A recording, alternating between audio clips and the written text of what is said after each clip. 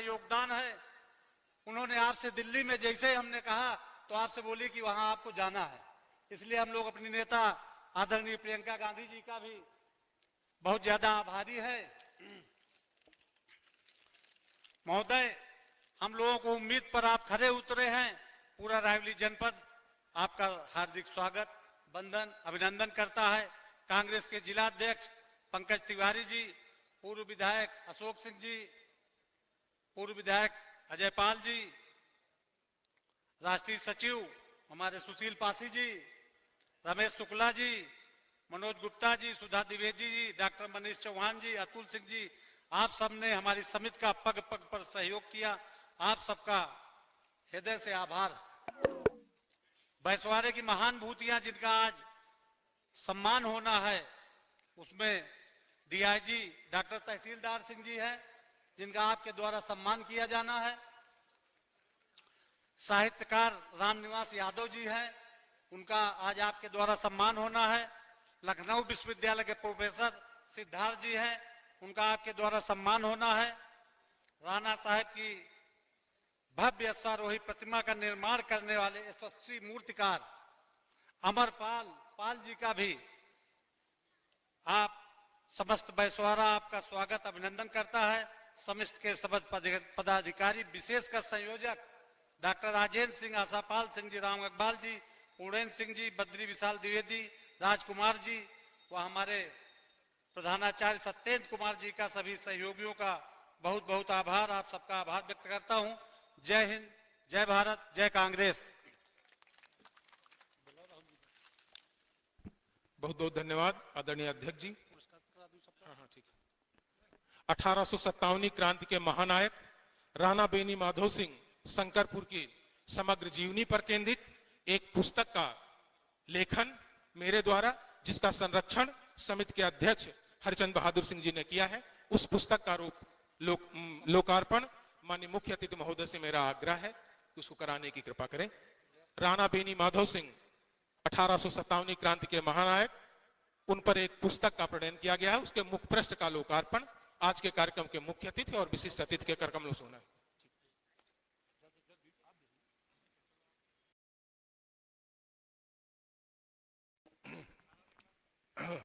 बड़े ही हर्ष की बात है कि राणा साहब के ऊपर डॉक्टर राजेंद्र प्रताप सिंह ने जिस पुस्तक को लिखा है, उसका विमोचन आज इस सभा के माननीय मुख्य अतिथि रायबरेली के सांसद, जन जन की आवाज, युवा हृदय सम्राट माननीय राहुल गांधी जी के कर कमलों द्वारा किया जा रहा है।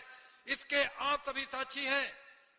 बड़े ही हर्ष का विषय है कि इस क्षेत्रवासियों के लिए बहुत ही हर्ष का विषय है कि आज 1857 की क्रांति के महानायक राणा बेनी माधव सिंह की भव्य अश्वारोही प्रतिमा का अनावरण भी आज माननीय राहुल जी द्वारा किया गया है, जो बड़े ही हर्ष की बात है इस क्षेत्र के लिए, इस जनपद वासियों के लिए और पूरे अवध के लिए कि उन्होंने जो है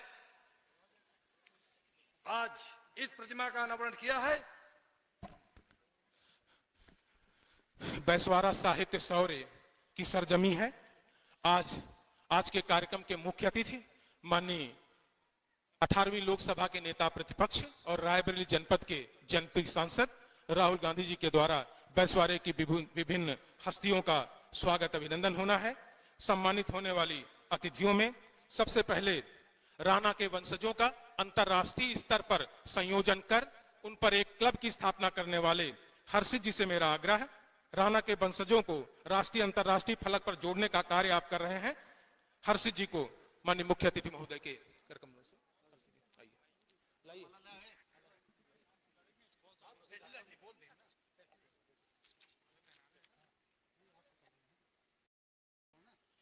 आप राणा बेनी माधव शौर्य से सम्मानित होंगे।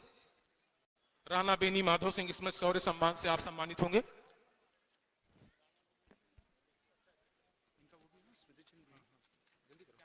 राणा बेनी माधव सिंह स्मृति शौर्य सम्मान से माननीय मुख्य अतिथि के हाथों से सम्मानित होते हुए समिति के सम्मानित पदाधिकारियों से आग्रह है कि समय की व्यवस्था को ध्यान में रखें। हर्षित जी माननीय मुख्य अतिथि महोदय से सम्मानित होते हुए, राणा के वंशज हैं आप। राणा बेनी माधव सिंह इसमें शौर्य सम्मान से आप सम्मानित हो रहे हैं। राणा बेनी माधव सिंह स्मृति शौर्य सम्मान। इसी क्रम में मेरा आग्रह श्री राणा बनीवादो सौर्य सम्मान जनपद के लोकप्रिय नेता के हाथों से सम्मानित होने के लिए कांग्रेस के प्रथम अध्यक्ष रहे दल बहादुर सिंह सम्मान से डॉक्टर तहसील साध सिंह जी पुलिस विभाग में डीआईजी के पद से सेवानिवृत्त हुए हैं। समाज सेवा के क्षेत्र में आपकी उल्लेखनीय भूमिका है। आप दल बहादुर सिंह स्मृति समाज सेवा सम्मान से सम्मानित हो रहे हैं। माननीय मुख्य अतिथि महोदय के कर कमलों से दल बहादुर सिंह जिनकी स्मृति में समिति सम्मान देती है। उन्होंने तिलक भवन पर आजादी के बाद पहली बार तिरंगा फहराया था। कांग्रेस से उनका अटूट का रिश्ता रहा, देश के प्रथम प्रधानमंत्री से लेकर वर्तमान तक। इसी क्रम में मेरा आग्रह है लखनऊ विश्वविद्यालय के प्रोफेसर सिद्धार्थ सिंह जी का साहित्य के क्षेत्र में रायबरेली जनपद के कड़ को संजोने वाले अमर बहादुर सिंह अमरेश स्मृति साहित्य सम्मान से आप सम्मानित हो रहे हैं। अमर बहादुर सिंह अमरेश स्मृति साहित्य सम्मान से डॉक्टर सिद्धार्थ जी सम्मानित होते हुए इसी क्रम में बेहद सुखद क्षण अपने सुधी जनमानस से मेरा आग्रह है कि करतल ध्वनि से हमारे साहित्यकारों का, हमारे यशस्वियों का अभिनंदन करें। इसी क्रम में मेरा आग्रह है श्री रामनिवास यादव पंथी जी से 50 से अधिक पुस्तकें आपकी प्रकाशित हो गई हैं। निराला संस्थान डलमऊ के संस्थापक व संयोजक सचिव हैं। अमर बहादुर अमरेश स्मृति साहित्य सम्मान से आप सम्मानित हो रहे हैं।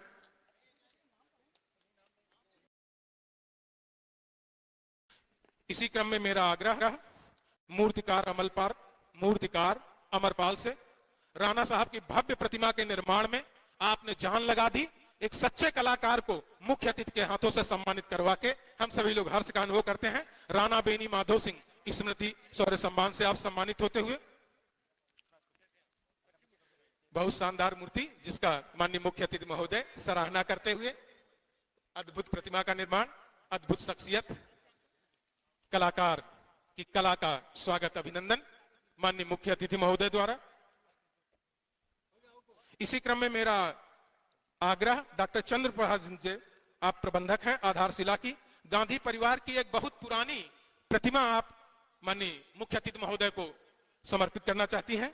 डॉक्टर चंद्र प्रभा जी, डॉक्टर बबीता जी और गिरिजा शंकर जी से मेरा आग्रह गांधी परिवार की वो पुरानी प्रतिमा माननीय मुख्य अतिथि महोदय को भेंट करने की कृपा करें।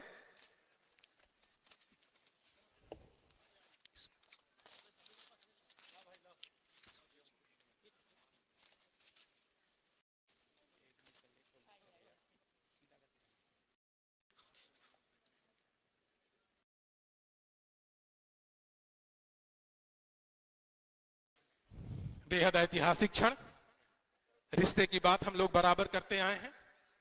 गांधी परिवार का रायबरेली से बहुत पुराना रिश्ता है। एक पुरानी तस्वीर डॉक्टर चंद्र प्रभात सिंह जी द्वारा माननीय मुख्य अतिथि महोदय रायबरेली के जनप्रिय नेता सांसद 18वीं लोकसभा के नेता प्रतिपक्ष माननीय राहुल गांधी जी को भेंट होती हुई अद्भुत क्षण। साथ में कांग्रेस के सारथी कहें आदरणीय किशोरी लाल शर्मा जी, एक सच्चे सारथी की भूमिका का आप निर्वहन करते हैं।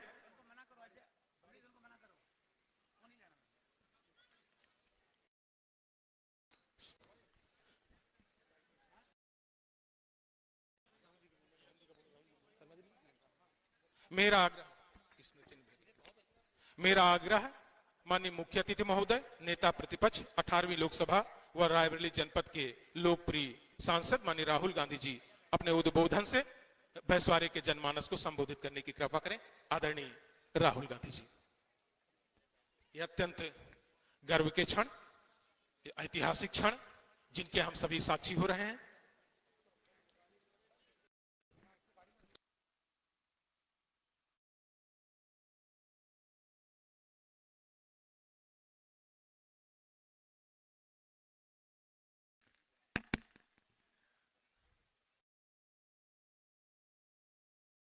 किशोरीलाल शर्मा जी,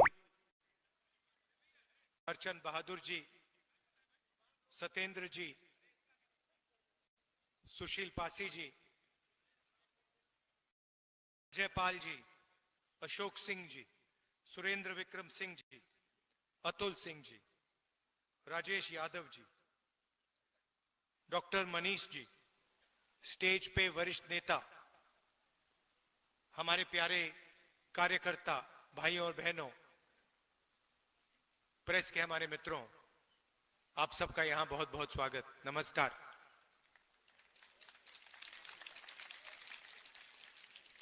ये प्रेस वाले आपके सामने खड़े हो गए, मगर हमारी बात नहीं बोलते ये लोग, है ना। कहना पड़ता है कि हमारे मित्र हैं, मगर सचमुच में हमारे नहीं है, मोदी जी के मित्र हैं, अदानी अंबानी के मित्र हैं। क्योंकि जो जनता की बातें होती हैं तो लिखते नहीं है, दिखाते नहीं है। आपने कभी देखा है टीवी पे किसान की बात होए, मजदूर की बात होते हुए टीवी पे देखा आपने कभी? महंगाई के बारे में सुना? कभी नहीं। मगर अदानी अंबानी जी की शादी दिखाएंगे, डांस गाना होगा वहां पे, 10-15 करोड़ की घड़ी होगी, वो सब दिखाएंगे। मगर इनका काम सरकार पर दबाव डालने का होता है। इनका असली जो काम होता है, अगर सरकार कुछ गलत काम कर रही है तो ये रखवाले होते हैं। मगर आजकल ये काम नहीं कर रहे हैं अपना।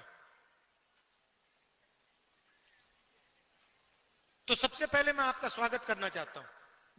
आप यहां आए, हमारी बात सुनने आए, दिल से आपका धन्यवाद करना चाहता हूं। 1857 की जो क्रांति थी, उसमें राणा बेनी माधव जी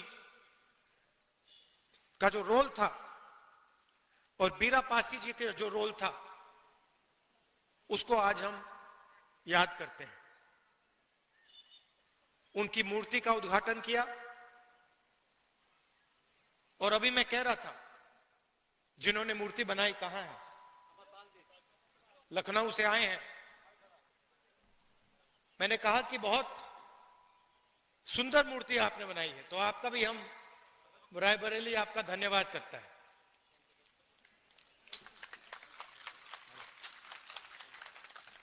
बैठी बैठी।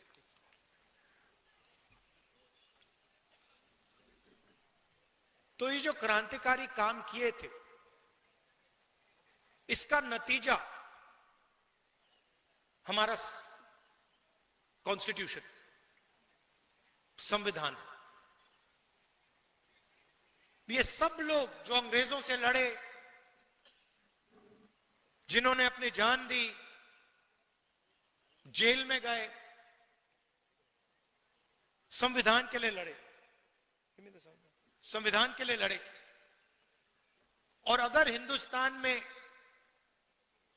गरीबों की आवाज है, मजदूरों की, किसानों की आवाज है, छोटे व्यापारियों की आवाज है, तो संविधान के कारण वो आवाज है। ये हिंदुस्तान की जनता की आवाज है। गांधी जी, अंबेडकर जी, नेहरू जी ने ये संविधान दिया, जेल गए, अंग्रेजों के खिलाफ लड़े। उससे पहले माधव सिंह जी लड़े, बीरा पासी जी लड़े, मगर सारे के सारे इसके लिए लड़ रहे थे। और आज जो लोग हमारी सरकार में बैठे हैं, वही इसका आक्रमण कर रहे हैं। मैंने मीडिया की बात उठाई। राजनीतिक पार्टियों की जिम्मेदारी संविधान को बचाने की होती है, मगर मीडिया की भी जिम्मेदारी संविधान को बचाने की है, संविधान की रक्षा करने की है। मगर ये जो है, ये आजकल संविधान की रक्षा नहीं कर रहे हैं, ये हमारी मदद नहीं कर रहे हैं। इसलिए मैंने शुरुआत में इनके बारे में बोला। आपको ये बातें मालूम होनी चाहिए। आप तो जानते हो, जानते हो ना ये बात, कि मीडिया आजकल हिंदुस्तान में क्या कर रहा है? किसका? अदानी का काम। देश बिक रहा है। एयरपोर्ट्स, पोर्ट्स, इंफ्रास्ट्रक्चर, कोल, रेलवे, सारा का सारा बिक रहा है। कांग्रेस पार्टी लड़ रही है, मैं लोकसभा में लड़ रहा हूं, सड़कों पे लड़ रहा हूं, कांग्रेस पार्टी लड़ रही है, मगर मीडिया वाले हमारी मदद नहीं कर रहे हैं। कोई प्रॉब्लम नहीं है, हम लड़के जीत के दिखाएंगे आपको। देखिए, दो तीन चीजें आपसे मैं कहना चाहता हूं, दो तीन चीजें मैं आपसे कहना चाहता हूं। कन्याकुमारी से कश्मीर तक कांग्रेस का पार्टी के लाखों लोग चले। यात्रा में हमने एक नारा दिया, नफरत के बाजार में मोहब्बत की दुकान खोली। बटा हुआ देश, हिंसा में, नफरत में डूबा हुआ देश कभी प्रगति नहीं कर सकता है। किसी परिवार में लड़ाई हो जाती है, दो भाइयों के बीच में लड़ाई हो जाती है, परिवार नष्ट हो जाता है। आप सोचिए, अगर देश के बीच में लड़ाई हो जाए तो कैसे प्रगति हो सकती है। इसीलिए हमने भारत छोड़ो यात्रा की। कन्याकुमारी से कश्मीर, समुद्र से लेकर पहाड़ों तक 4000 किलोमीटर हम चले, और देश में हमने, कांग्रेस पार्टी ने, हम सब ने मिलकर मैसेज दिया कि यह देश भाईचारे का देश है, मोहब्बत का देश है, नफरत का देश कभी नहीं हो सकता। तो पहली बात आपको मैं ये कहना चाहता हूं, ये बीजेपी के लोग, और खास तौर से जो हमारे यहां युवा हैं, मैंने देखा एनसीसी के यहां लड़के और लड़कियां हैं, जब भी कोई हिंदुस्तान को बांटने का काम करता है, एक धर्म को दूसरे धर्म से लड़ाता है, एक भाषा को दूसरी भाषा से लड़ाता है, एक जात को दूसरी जात से लड़ाता है, आपको रोकना पड़ेगा। आप इस बात को एक्सेप्ट नहीं कीजिए कि इस देश में नफरत होगी। यह मोहब्बत का देश रहा है और यह मोहब्बत का देश रहेगा।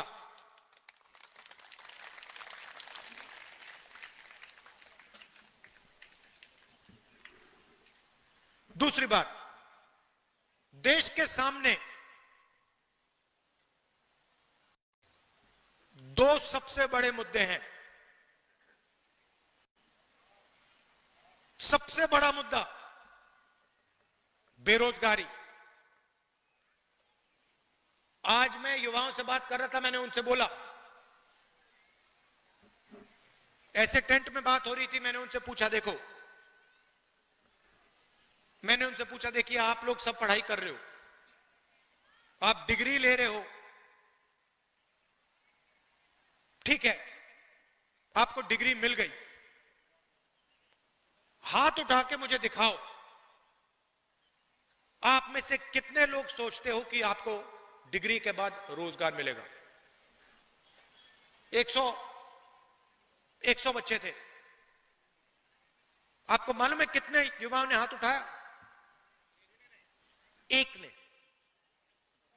100 में से एक लड़के ने हाथ उठाया, बाकी ने हाथ नहीं उठाया। 100 में से सिर्फ एक युवा सोचता है कि उसको रोजगार मिलेगा। और जब मैंने उससे पूछा तो उसने कहा, मैं कहीं ना कहीं रोजगार ढूंढ के निकालूंगा। मगर 99% युवाओं ने बात एक्सेप्ट की कि आज के उत्तर प्रदेश में, आज के हिंदुस्तान में उनको रोजगार नहीं मिलेगा। दूसरा मुद्दा महंगाई। 2 हिंदुस्तान बन रहे हैं, एक अरबपतियों का, 20-25 लोग हैं, अदानी, अंबानी, लाखों करोड़ रुपए, जो भी उनको चाहिए उनको मिल जाता है। कोरोना के समय 1 लाख करोड़ रुपए का बैंक लोन माफ हुआ उनका, 16 लाख करोड़ रुपए उनके बैंक लोन माफ हुए हैं। और दूसरा हिंदुस्तान, आपका हिंदुस्तान, हमारा हिंदुस्तान, मेहनत का हिंदुस्तान, मजदूरों का, किसानों का, लाखों रुपए देने के बाद रोजगार नहीं पा सकता। ऐसा हिंदुस्तान हमें नहीं चाहिए। यहां हम कैसे पहुंचे? नरेंद्र मोदी जी ने नोटबंदी करके, गलत जीएसटी लागू करके छोटे व्यापारियों को, स्मॉल मीडियम बिजनेस वालों को खत्म कर दिया है। यह पॉलिसी सिर्फ नरेंद्र मोदी जी की नहीं थी, यह पार्टनरशिप है। नरेंद्र मोदी जी ने और अदानी अंबानी जैसे लोगों ने ये पॉलिसियां छोटे व्यापारियों को, किसानों को, मजदूरों को खत्म करने के लिए बनाई हैं। और नतीजा आपको दिख रहा है। उत्तर प्रदेश के युवाओं को रोजगार नहीं मिल सकता। अगर आपको रोजगार चाहिए, उत्तर प्रदेश में छोड़ दीजिए। हां, तेलंगाना में, कर्नाटक में मिल सकता है, वहां जाके आप मजदूरी कर सकते हैं, मगर उत्तर प्रदेश में आपकी सरकार आपको रोजगार नहीं दे सकती है। और यह सच्चाई है, इस बात को एक्सेप्ट करना ही पड़ेगा। तो यह लड़ाई है। एक तरफ कहते हैं 400 पार, 400 पार के बाद हम संविधान बदल देंगे। हमने कहा हम देखेंगे कैसे संविधान बदलोगे तुम लोग।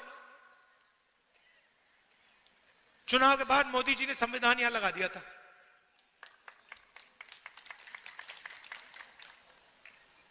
और महाराष्ट्र में चुनाव हुआ। आप परिवार के लोगों को तो बताना चाहता हूं आपको, तकरीबन लोकसभा और विधानसभा के बीच में तकरीबन 70 लाख नए वोटर आ गए। 70 लाख नए वोटर जिन्होंने लोकसभा में वोट नहीं दिया। हिमाचल प्रदेश की आबादी, नए वोटर आ गए लोकसभा में, विधानसभा में, जादू से आए। हमने इलेक्शन कमीशन से पूछा, भैया ये समझाओ, ये 70 लाख लोग कहां से आए और हमें वोटर लिस्ट दो। इलेक्शन कमीशन ने आज तक जवाब नहीं दिया। मैंने पार्लियामेंट में बोला, पब्लिक मीटिंग में बोल रहा हूं कि हमें आंकड़े चाहिए। ये 70 लाख नए वोटर जो आए हैं, जिन्होंने लोकसभा में वोट नहीं दिया, विधानसभा में जादू से वोट मिल गया, हम चेक करना चाहते हैं ये लोग कौन है, हमें वोटर लिस्ट दीजिए। वोटर लिस्ट नहीं देनी। तो बात आप समझ गए हो हिंदुस्तान में आजकल हो क्या रहा है। ये राजनीति चल रही है, मगर हम किसी से डरते नहीं है। कांग्रेस पार्टी विचारधारा की पार्टी है और हमारे सब जो कार्यकर्ता हैं, आप लोग बब्बर शेर, आपके खून के अंदर हमारी विचारधारा है। आपके खून के अंदर हमारी विचारधारा है और आप इस विचारधारा को लेकर कांग्रेस पार्टी के लिए, संविधान के लिए और देश के लिए लड़ते हो, रोज लड़ते हो। इसके लिए मैं आपको दिल से धन्यवाद करना चाहता हूं। आपने लोकसभा के चुनाव में मेरा पूरा समर्थन किया, उसके लिए मैं आपको, रायबरेली की जनता को और आप सबको दिल से धन्यवाद करना चाहता हूं। और जो भी आपके मुद्दे हैं, जहां भी मेरी जरूरत हो, चाहे रायबरेली में, लोकसभा में, बाकी प्रदेशों में, मैं हाजिर हूं। जो भी आप मुझसे काम करवाना चाहते हो, आप बताओ, मैं करने को तैयार हूं। और आखिरी बात, रायबरेली एक ऐसी कंस्टिट्यूएंसी है शायद पूरे हिंदुस्तान में जिसके 2 सांसद हैं, एक मैं हूं और एक प्रियंका है। तो कभी कभी उसको भी यहां बुला लिया करो।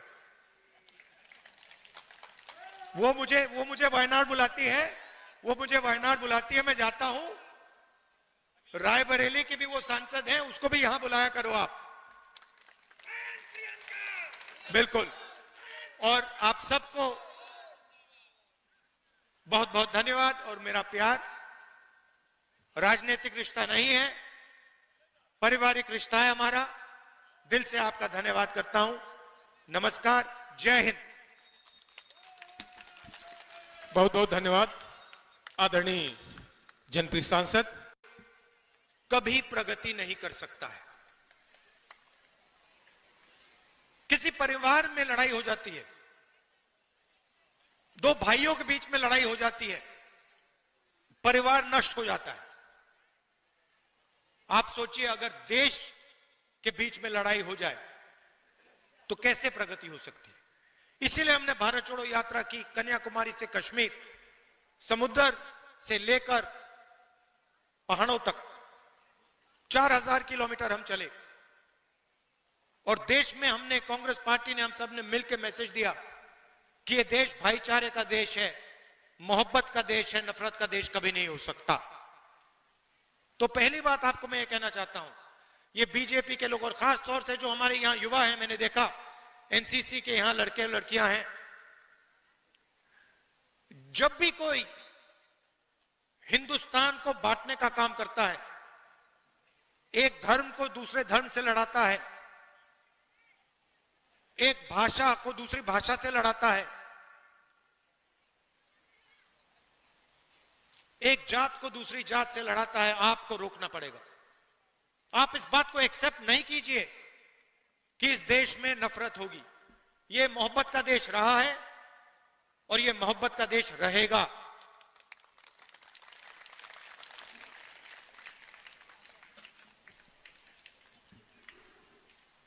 दूसरी बात, देश के सामने दो सबसे बड़े मुद्दे हैं। सबसे बड़ा मुद्दा बेरोजगारी। आज मैं युवाओं से बात कर रहा था, मैंने उनसे बोला,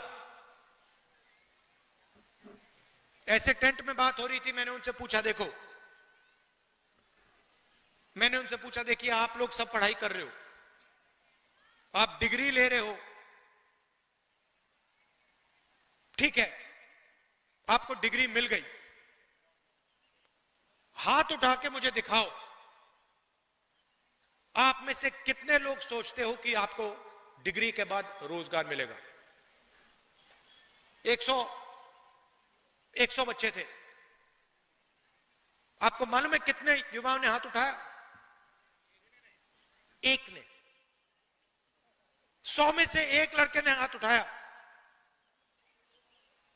बाकी ने हाथ नहीं उठाया। 100 में से सिर्फ एक युवा सोचता है कि उसको रोजगार मिलेगा। और जब मैंने उससे पूछा तो उसने कहा, मैं कहीं ना कहीं रोजगार ढूंढ के निकालूंगा।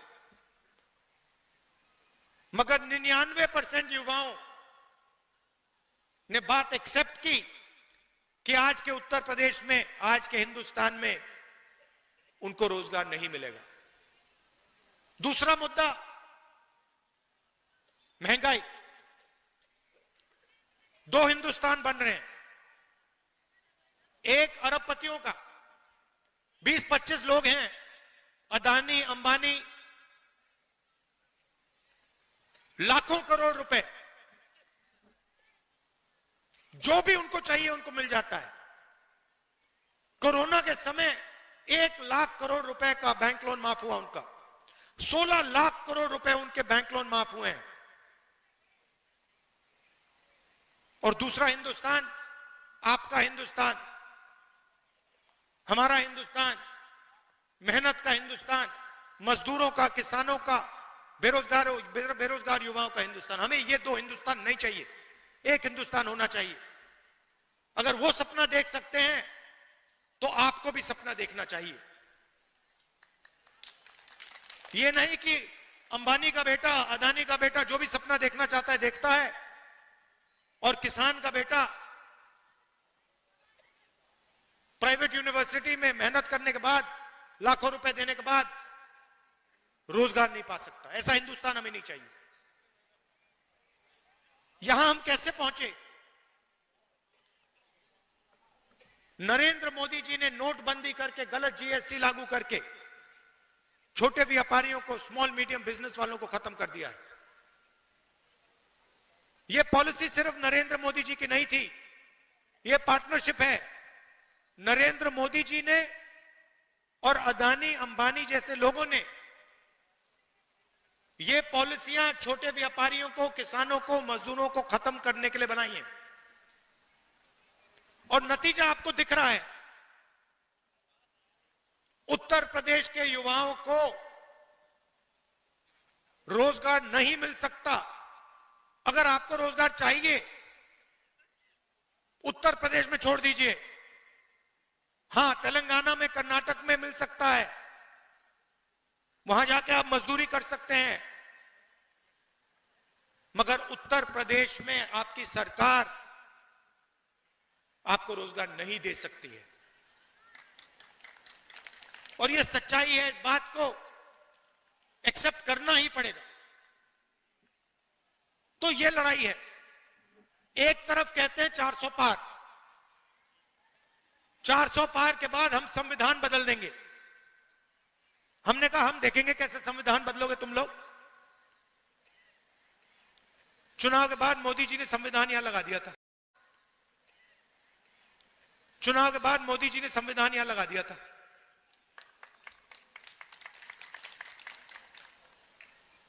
और महाराष्ट्र में चुनाव हुआ। आप परिवार के लोगों को तो बताना चाहता हूं आपको, तकरीबन लोकसभा और विधानसभा के बीच में तकरीबन 70 लाख नए वोटर आ गए। 70 लाख नए वोटर जिन्होंने लोकसभा में वोट नहीं दिया। हिमाचल प्रदेश की आबादी नए वोटर आ गए लोकसभा में, विधानसभा में, जादू से आए। हमने इलेक्शन कमीशन से पूछा, भैया ये समझाओ, ये 70 लाख लोग कहां से आए और हमें वोटर लिस्ट दो। इलेक्शन कमीशन ने आज तक जवाब नहीं दिया। मैंने पार्लियामेंट में बोला, पब्लिक मीटिंग में बोल रहा हूं कि हमें आंकड़े चाहिए। ये 70 लाख नए वोटर जो आए हैं, जिन्होंने लोकसभा में वोट नहीं दिया, विधानसभा में जादू से वोट मिल गया, हम चेक करना चाहते हैं ये लोग कौन है, हमें वोटर लिस्ट दीजिए। वोटर लिस्ट नहीं देनी। तो बात आप समझ गए हो हिंदुस्तान में आजकल हो क्या रहा है। ये राजनीति चल रही है, मगर हम किसी से डरते नहीं है। कांग्रेस पार्टी विचारधारा की पार्टी है और हमारे सब जो कार्यकर्ता हैं, आप लोग बब्बर शेर, आपके खून के अंदर हमारी विचारधारा है। आपके खून के अंदर हमारी विचारधारा है और आप इस विचारधारा को लेकर कांग्रेस पार्टी के लिए, संविधान के लिए और देश के लिए लड़ते हो, रोज लड़ते हो। इसके लिए मैं आपको दिल से धन्यवाद करना चाहता हूं। आपने लोकसभा के चुनाव में मेरा पूरा समर्थन किया, उसके लिए मैं आपको, रायबरेली की जनता को और आप सबको दिल से धन्यवाद करना चाहता हूं। और जो भी आपके मुद्दे हैं, जहां भी मेरी जरूरत हो, चाहे रायबरेली में, लोकसभा में, बाकी प्रदेशों में, मैं हाजिर हूं। जो भी आप मुझसे काम करवाना चाहते हो, आप बताओ, मैं करने को तैयार हूं। और आखिरी बात, रायबरेली एक ऐसी कंस्टिट्यूएंसी है शायद पूरे हिंदुस्तान में जिसके 2 सांसद हैं, एक मैं हूं और एक प्रियंका है। तो कभी कभी उसको भी यहां बुला लिया करो। वो मुझे वायनाड बुलाती है, वो मुझे वायनाड बुलाती है, मैं जाता हूं। रायबरेली के भी वो सांसद हैं, उसको भी यहां बुलाया करो आप। बिल्कुल। और आप सबको बहुत बहुत धन्यवाद और मेरा प्यार। राजनीतिक रिश्ता नहीं है, पारिवारिक रिश्ता है हमारा। दिल से आपका धन्यवाद करता हूं। नमस्कार, जय हिंद।